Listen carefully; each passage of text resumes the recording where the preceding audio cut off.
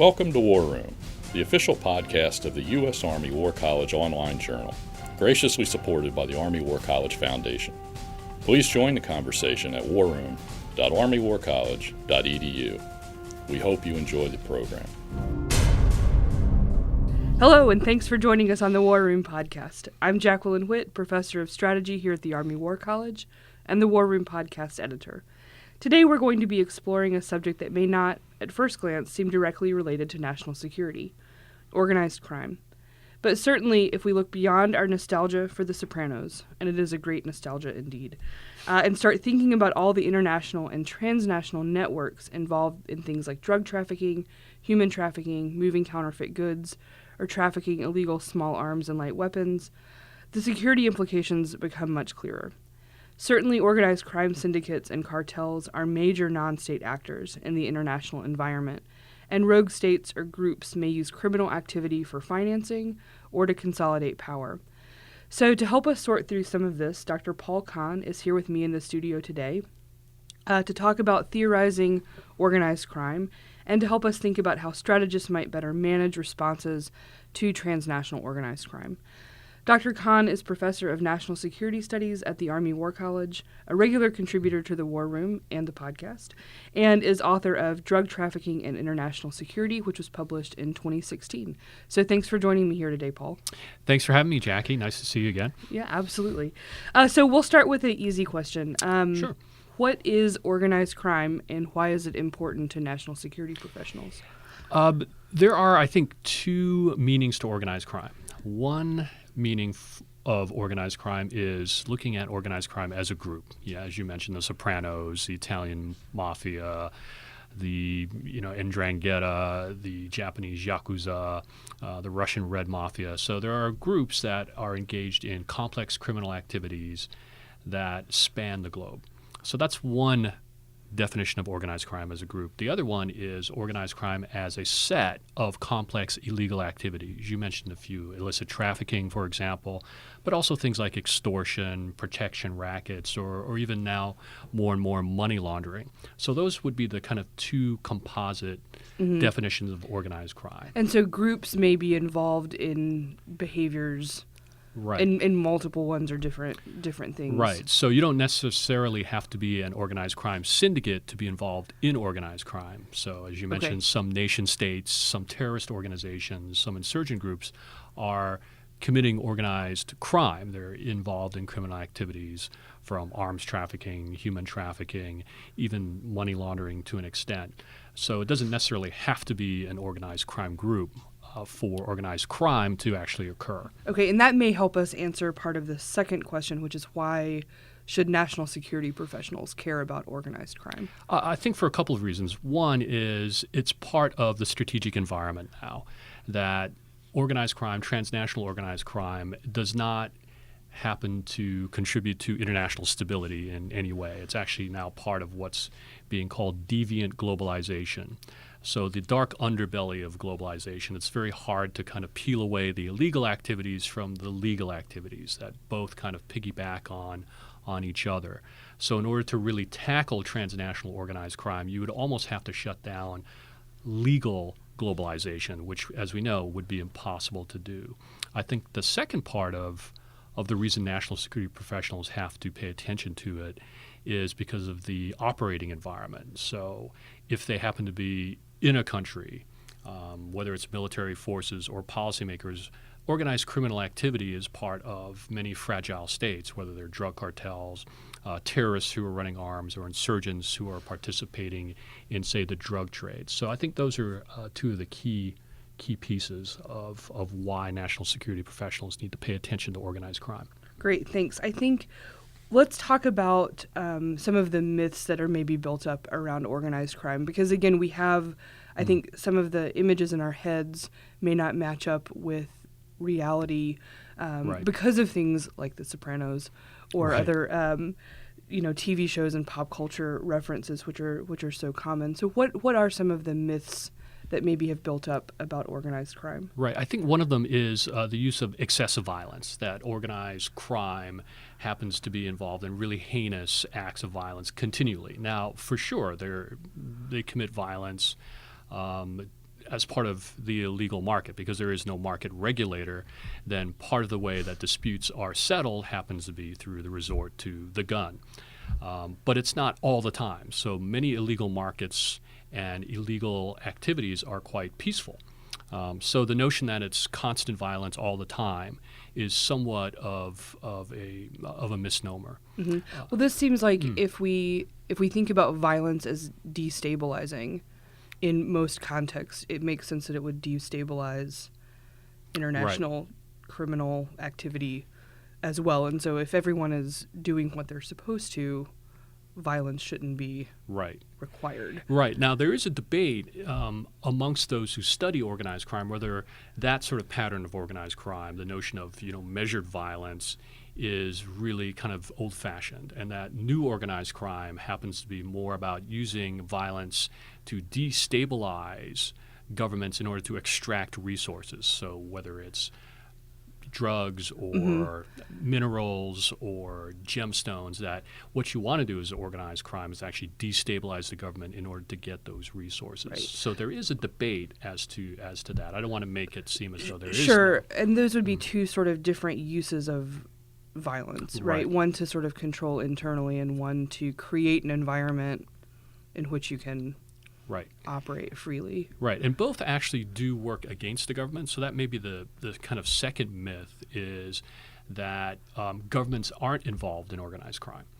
When we know that, for example, North Korea has an entire portion of their government, Central Community Bureau number 39, that is dedicated to criminal activities. It's not that they're law enforcement and they turn the blind eye or they collude with organized crime. They actually are state-level organized crime. So they've actually nationalized organized crime. The Russians also, under Putin, when Putin first came into power, there was, if folks remember, just lots of mob violence on the streets of Moscow during the Yeltsin years. Putin comes into power and says, look, you're going to start working for the state now. So he nationalizes it. Then he industrializes it by putting it under the Kremlin and having it work directly for him, and then kind of weaponizes it, actually puts it to work for state interests abroad. So whether it's through Russian banks or through the Russian mafia working in conjunction with other groups abroad to send money back to Russia, this is all part of statecraft for some governments as well. Okay. Does that just require us to expand our idea of what it means for something to be illegal? Because I think we're used to, and maybe in the United States, thinking that things that governments do somehow cannot by definition be illegal. Right. Yeah, that was also kind of a historical debate as well. Whether transnational organized crime is just another fancy way of saying smuggling. We used to just call it smuggling, that whatever was kind of unregulated or that was in fact regulated but not permitted by a certain government was therefore illegal, and that things that were unregulated by the state were then kind of left alone. That was the informal sector. But of course, without government protection, folks who are involved in those businesses or side businesses will necessarily need protection for things like property rights and settlement of disputes. Great. Thanks. So one of you've talked about some of the debates within the literature on organized crime, and I think one of the things you've been working on is to try to theorize a little bit, or to set out some laws, as it were, which is funny, right? If we're talking about illegal enterprises, about organized crime that might help us sort of systematize our thinking. So, can you start to share with us the sort of theoretical underpinnings that you're working from? Yeah, sure.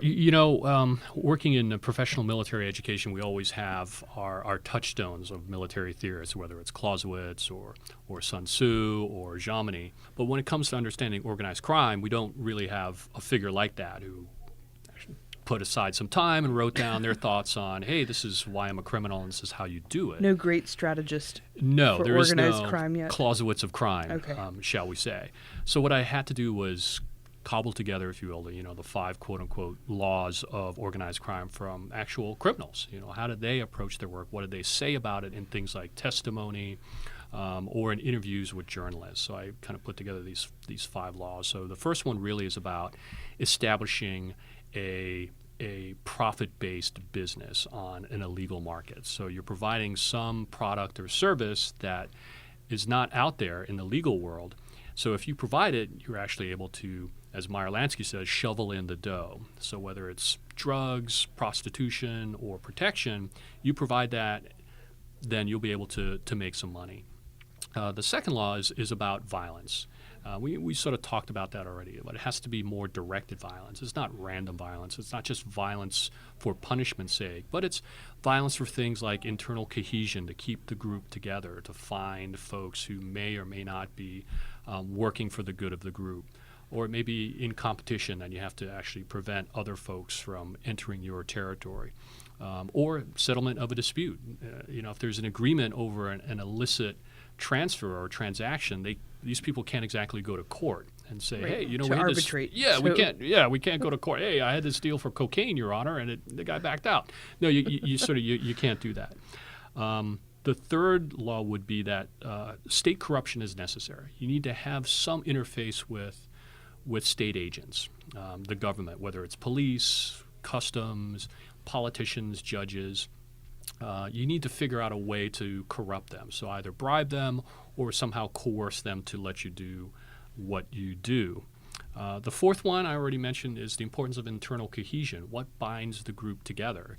Is it really just profit-based? Hey, if everybody's making money, everybody should be happy. Or is it more about a connection with other parts of the community, which would be sort of the fifth law, that there has to be at least some community acquiescence, if not support, for organized crime, that there's some benefit. Because if there isn't, then, the community will, of course, turn on these people and give them over to the court system or to the police. So those are really kind of the 5 laws that I've been working with to help understand that. Now, there is some debate out there as well saying that, organized crime isn't really profit-based in and of itself. It's more of a kind of government. It's a bureaucracy of a kind as well. And I think that's fine. I think we can have that back and forth about really what is at the core of organized crime, both as a group and as an activity. Great. So if we take those 5 laws as a starting point, maybe for discussion or thinking about organized crime, how do you think those laws or ideas might help strategists and national security professionals confront the challenges that they are presented with by organized crime? Yeah, I think in the contemporary international security environment, we need to make a clear distinction between what might be low-intensity conflicts, so these kind of intrastate wars, civil wars, insurgencies, and what might be described as high-intensity crime, so excessive violence that occurs in places like Mexico or Central America, and originally in post-Cold War Russia. Why is this sort of violence occurring? And we need to make a sharp distinction between what is politically motivated and what is kind of criminally motivated. So if Clausewitz talks about war being an extension of politics, for criminals, violence is really, in my mind, an extension of the profit motive. So understanding that, I think, helps frame the discussion better for military professionals and policymakers.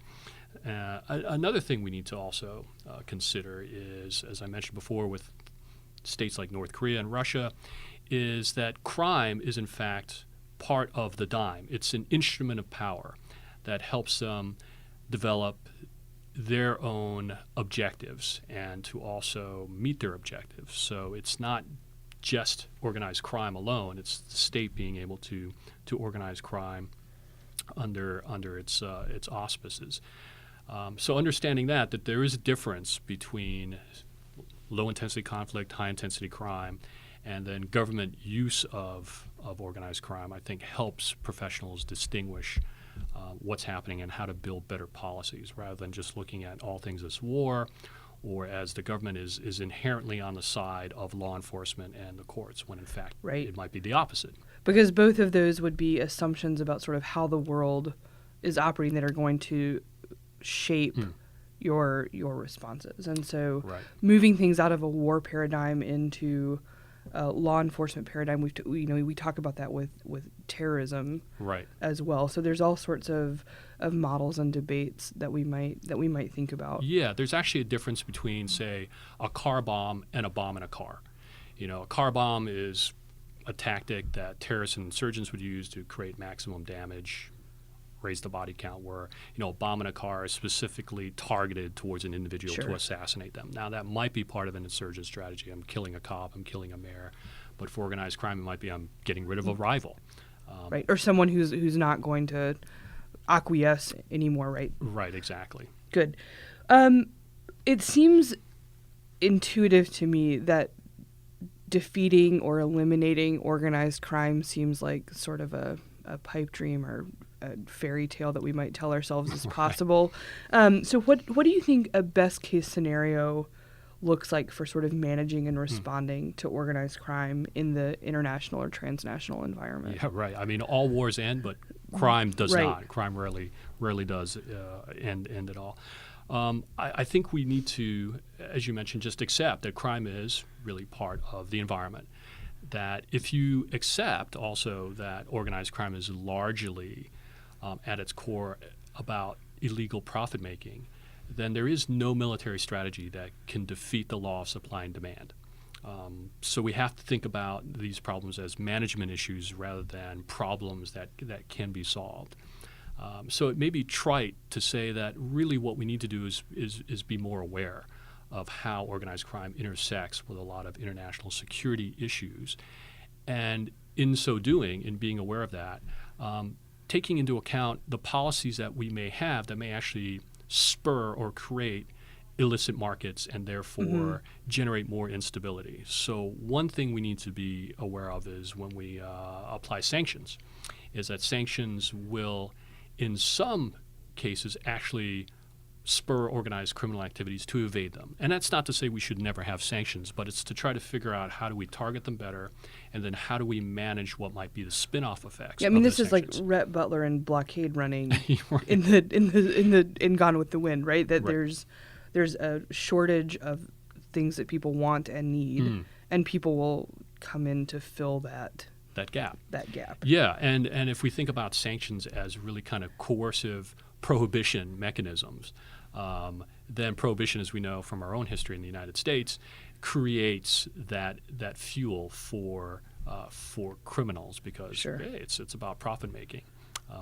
And then our experience in the Balkans also lets us know that if you start to empower criminals at the street level, oftentimes they will rise to become the political elite because, of course, they were very popular people during the era of sanctions. They were able to get the community the Because goods they're they providing need. Right. a service Right. and goods.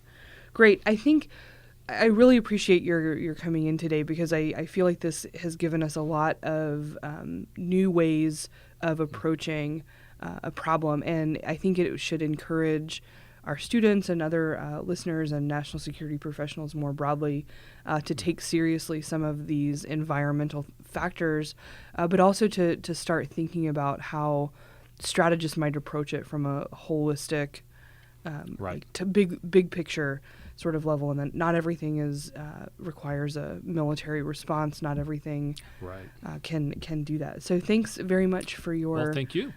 for your time, and we'll see you next time on the War Room Podcast.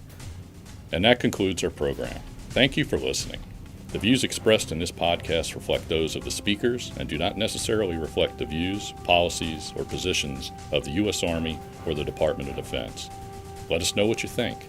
Provide us your feedback, comments, or suggestions through our webpage at warroom.armywarcollege.edu. And have a great day.